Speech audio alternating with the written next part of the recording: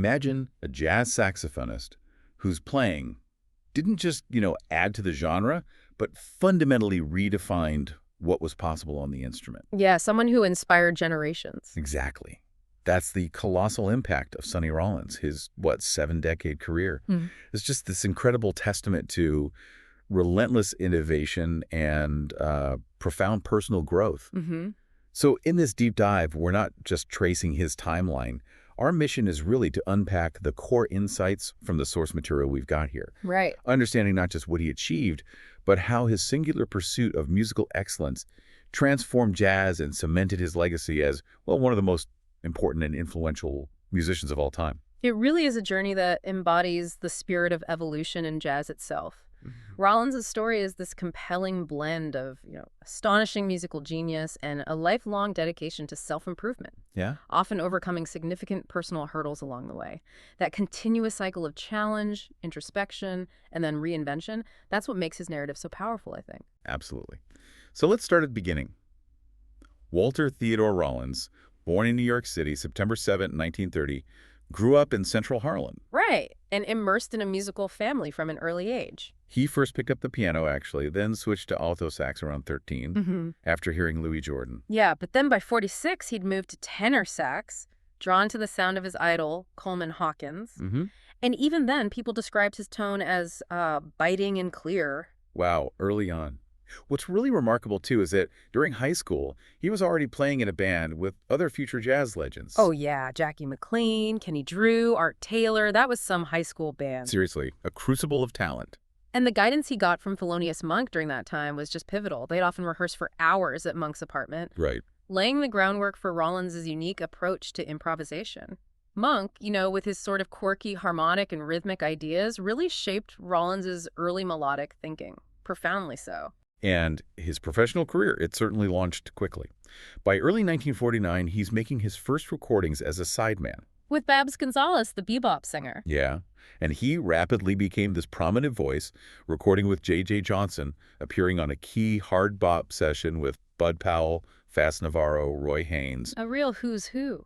But this ascent wasn't without pretty considerable personal struggles. Yeah, and this period really underscores that deep connection between personal challenge and artistic output.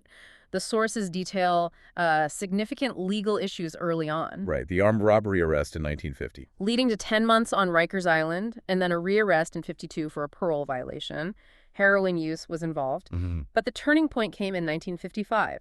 He entered the Federal Medical Center in Lexington, and he volunteered for an experimental methadone therapy and, crucially, kicked the heroin habit. And what's interesting from the sources is what happened next. Exactly. Surprising outcome. He apparently feared that sobriety would kind of dull his creativity. Yeah, you hear that sometimes. But instead, it just unleashed this period of even greater artistic success. It suggests that for Rollins, overcoming these massive hurdles wasn't a hindrance, but maybe a profound liberation. Unlocked new levels of musical depth and focus. Precisely. And you certainly hear that liberation in his breakthrough recordings. Yeah. 1954, he records his now iconic compositions, Oleo, Erigen, and Doxy. With Miles Davis's quintet. Featuring Horace Silver on piano. Tracks that just instantly became jazz standards. He even briefly joined Miles's quintet in the summer of 55. Right, and then later that year, he became part of that legendary Clifford Brown Max Roach quintet. Oh, that band. Yeah, a group that really set new benchmarks for heart bop. You hear it on essential albums like Clifford Brown and Max Roach at Basin Street and Sonny Rollins +4. An absolute powerhouse band. Tragically cut short, though. Clifford Brown and the pianist Richie Powell died in that car accident in June 56. They're colossal. Devastating. But Rollins, he continued playing with Roach, carrying forward the powerful legacy of that group. And then, just months later, in 1956, came the album that didn't just solidify his status, but became, synonymous with his very identity, Saxophone Colossus. Indeed. Saxophone Colossus, recorded June 22, 1956, Tommy Flanagan on piano, Doug Watkins on bass, and Max Roach on drums. Incredible lineup. It was only Rollins' sixth recording as a leader, but it had his most recognizable tune, St. Thomas. The Calypso. Yeah, that Caribbean calypso from a tune his mother sang to him. The album also had the driving bebop numbers Strode Road and Moritat. which we know as Mac the Knife. Exactly. And critically, Gunther Schuller later did this incredibly deep analysis of Blue 7 from that album. Right, highlighting his thematic development. Yeah, his masterful thematic development and motivic improvisation. It was like a blueprint for how to construct a coherent, evolving solo, really groundbreaking analysis at the time. But beyond just the compositions, his innovative spirit really shone in his actual playing style. Oh, definitely. David N. Baker, in his study, The Jazz Style of Sonny Rollins, he pointed out something crucial. What was that? He said Rollins very often uses rhythm for its own sake. He will sometimes improvise on a rhythmic pattern instead of on the melody or changes. Interesting. So not just playing over the chords. Yeah, not just that. It wasn't just a quirk. It was this sophisticated reimagining of jazz improvisation. Rollins would develop these rhythmic cells, repeating them, manipulating them like melodic motifs. Creating polyrhythms? Yeah, creating polyrhythmic tension against the underlying pulse. This layered approach gave his solos this incredible internal logic and drive, even when they seemed kind of untethered from the chord changes. Wow. And this rhythmic fascination wasn't just in his solos. His signature use of calypso rhythms, Caribbean tunes like Hold 'em Joe, Don't Stop the Carnival. Right, alongside his own calypso-influenced pieces like Duke of Iron. And the Everywhere Calypso. Yeah. It showcased this unique rhythmic sensibility, really broadening jazz's expressive palette. Building on that foundation, he pushed boundaries even further with his instrumentation. He did. In 1957, he pioneered using just bass and drums as accompaniment for his sax solos. Took the piano right out. The strolling format. That's what they called it, strolling. By stripping away the piano, Rollins wasn't just being minimalist. He was asserting the saxophone's complete harmonic independence. So he had to imply the harmony himself. Exactly. This format forced him to imply complex chordal movements purely through his melodic lines. It turned his improvisation into this masterclass of harmonic suggestion and rhythmic elasticity. Where can you really hear that? Oh, classic recordings like Way Out West, which interestingly featured country and western songs like Wagon Wheels and I'm an Old Cowhand. Really? Country tunes? Yeah, shows his willingness to explore unconventional material. And you also hear it on A Night at the Village Vanguard. Okay. He even developed this unusual technique of using his sax almost like a rhythm section instrument during bass and drum solos, creating this call and response. That's fascinating. This whole reimagining of the rhythm section's role, it went on to influence so many other saxophonists. Lou Tabakin, Joe Henderson, Branford Marsalis, Joshua Redman. A lasting impact. He also got this reputation for taking seemingly, well, banal or unconventional songs. Yeah, like There's No Business, like Show Business or Toot Toot Tootsie. Right, and transforming them into these profound jazz statements. Mm-hmm. And incidentally, he picked up the nickname Nuke. Because he looked like the Dodgers pitcher Don Newcomb. That's it.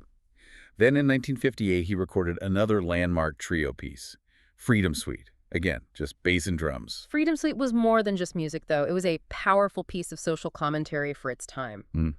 Rollins' original sleeve notes directly addressed the civil rights struggle. He wrote, "How ironic that the Negro is being persecuted and repressed, rewarded with inhumanity." Pretty strong stuff. Wow, in 58. Yeah. But the record company, controversially, repackaged the album later as Shadow Waltz. Really? Effectively obscuring the political statement, pushing it away from the forefront. It highlights that tension, between an artist's message and commercial pressures. Yeah, how deeply felt artistic statements can sometimes get diluted.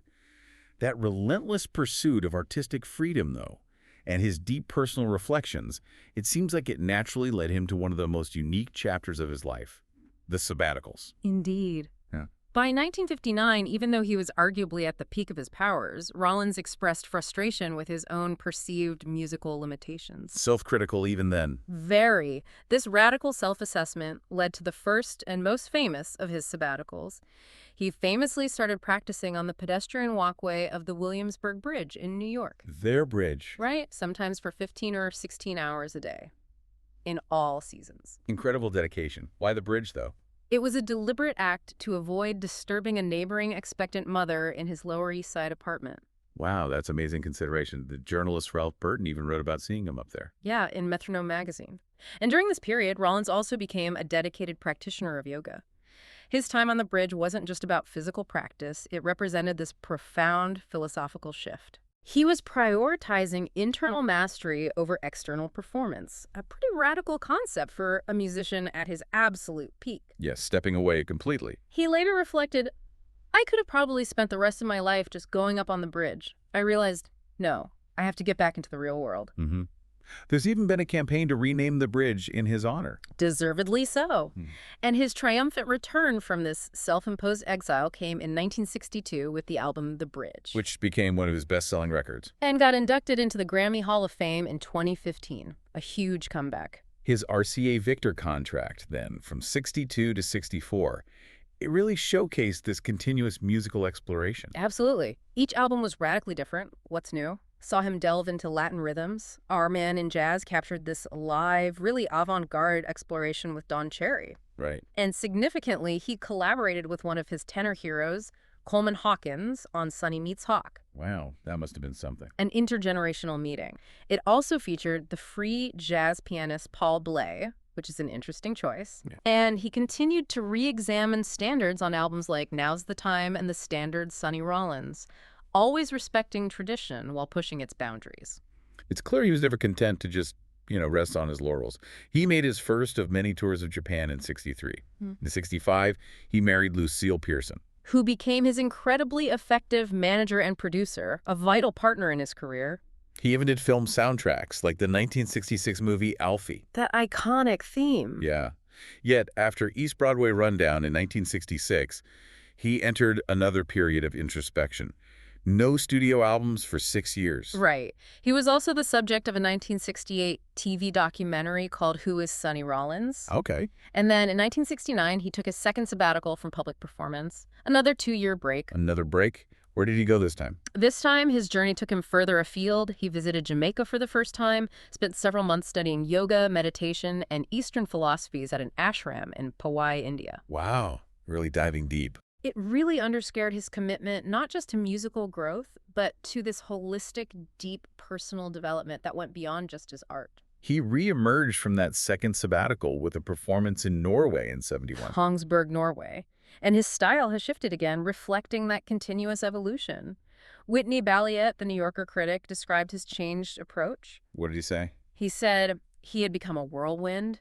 His runs roared. He seemed to be shouting and gesticulating on his horn. Sounds intense. It does. Yeah. And in 72, he got a Guggenheim Fellowship in composition. Significant recognition. So through the 70s and 80s, he starts embracing R&B, pop, funk rhythms. Boldly so. Yeah. Sometimes incorporating electric instruments into his bands. It was a fascinating time in jazz history. Yeah, fusion was big. And Rollins navigated it by integrating these contemporary sounds while always maintaining his undeniable signature voice. He even famously added jazz bagpiper Rufus Harley to his band in 74. A jazz bagpiper. Yeah. Seriously. Yep. An adventurous choice that just speaks to his boundless curiosity. Definitely. It was also during this period that his passion for unaccompanied sax solos really came to the forefront. He performed solo on The Tonight Show in 79 and released the solo album in 1985, recorded live at MoMA in New York. A masterclass. Wow. By the 80s, he'd largely moved away from small clubs too, right? Yeah, choosing instead to perform primarily in concert halls, outdoor arenas, reflecting his stature as a major musical figure. And here's a collaboration that might surprise some people, especially rock fans. Ah, the Rolling Stones. Exactly. He contributed uncredited sax improvisations to 3 tracks on their 1981 album, Tattoo You, including the huge hit single, Waiting on a Friend.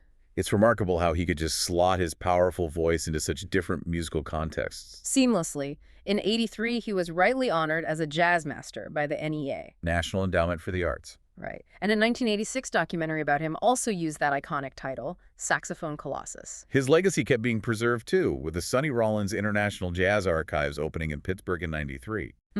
And New York City Hall proclaimed November 13th, 1995, Sonny Rollins Day. Nice. He was voted Jazz Artist of the Year by Downbeat in 97. And as a dedicated environmental advocate, he released the album Global Warming in 98. Using his music to amplify an important message. As Rollins entered the new millennium, his contributions continued to be recognized. A 2001 Grammy Best Jazz Instrumental Album for This Is What I Do. But that year also brought profound personal challenge. Oh, 9/11. He lived just blocks from the World Trade Center. Right. The trauma forced him to evacuate his apartment with only his saxophone. a stark symbol of his identity. Incredible. Yet his resilience just shone through. 5 days later, he's on stage in Boston. Turning that raw experience into music. Exactly. Into a Grammy-winning performance of Why Was I Born from his album Without a Song, the 9/11 concert. It's a testament to how he continually channeled life's deepest moments right back into his art. Just an incredible story of resilience and the power of music. He received a well-deserved Grammy Lifetime Achievement Award in 2004. A poignant year, as it was also when his beloved wife and manager, Lucille, passed away. Yeah. In 2006, he launched his own label, Doxy Records, and released Sonny Please. A title lovingly taken from his wife's favorite phrase for him. That's lovely. He kept touring worldwide regularly, too, a testament to his enduring mastery, often commanding significant fees. Right. In 2007, he returned to Carnegie Hall to mark the 50th anniversary of his debut there. Who were his guests? Christian McBride, his nephew Clifton Anderson. And around 2000, understanding the historical value, he began archiving his live performances. How many? Accumulated over 250 recorded concerts. Some have been released as the Road Shows volumes, including Road Shows Volume 2, which notably has his first recorded appearance with Ornette Coleman. Wow. On what track? On Sunny Moon for Two, recorded at his 80th birthday concert. Amazing. His accolades just kept pouring in. National Medal of Arts, Edward McDowell Medal in 2010. But despite his enduring brilliance, his final public performance was in 2012. And he officially retired in 2014. Yeah, due to recurring respiratory problems, pulmonary fibrosis. Even in retirement, though, his influence and legacy just continue to evolve and inspire. In 2013, he made that guest appearance on The Simpsons. Right, Whiskey Business. And got an honorary doctorate from Juilliard. Demonstrating his commitment to cultural preservation, in 2017, he donated his massive personal archive to the Schomburg Center for Research in Black Culture. An invaluable resource. He also endowed the Sonny Rollins Jazz Ensemble Fund at Oberlin College that same year. Supporting music and social justice advocacy. More recently, 2023, he sold his music catalog to Reservoir Media. Ensuring his compositions keep reaching new audiences. And just this year, 2024, the notebooks of Sonny Rollins were published. Oh, I heard about that. Offering this fascinating, intimate glimpse into his lifelong dedication to self-improvement and rigorous musical study through his private notes and musings. It's a profound testament to an impact that just transcends performance. His continued dedication to education, preservation, even in retirement, it really speaks volumes about the depth of his character. Absolutely. So what does all this mean for you listening? Sonny Rollins' journey marked by self-improvement, resilience, constant evolution. It shows us that true mastery isn't just about raw talent, right? Right. It's about a lifelong commitment to learning, adapting, even when facing huge personal and artistic challenges. Yeah. Consider how his constant reinvention, those sabbaticals to hone his craft, it echoes this core principle. There's always more to learn, always more to discover, and sometimes stepping away, reflecting, intensely focusing. That can be the most profound step forward in your own personal and professional growth. He really taught us that true artistry isn't some destination you arrive at. It's a continuous, often solitary journey of becoming.